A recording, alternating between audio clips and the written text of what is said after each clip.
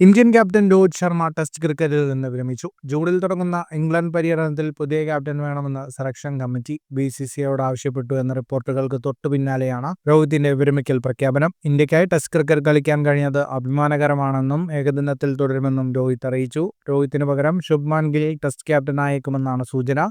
38-കാരനായ Rohit 67 test മത്സരങ്ങളിൽ നിന്ന് 12 സെഞ്ചുറികളോടെ 4301 runs എടുത്തിട്ടുണ്ട്.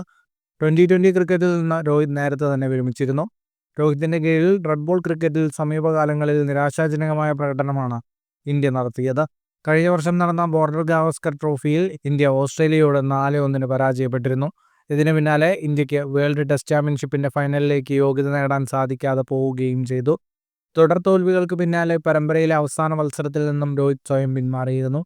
പരമ്പരയിൽ ക്യാപ്റ്റൻസിക്ക് പുറമെ ബാറ്റിംഗിലും മോശം പ്രകടനമാണ് രോഹിത് നടത്തിയത്.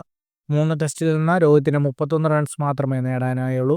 പിന്നീട് രഞ്ജി ട്രോഫിയിലും മോശം പ്രകടനമാണ് രോഹിത് നടത്തിയത്. കൂടുതൽ ക്രിക്കറ്റ് വാർത്തകൾക്കായി ചാനൽ സബ്സ്ക്രൈബ് ചെയ്യൂ.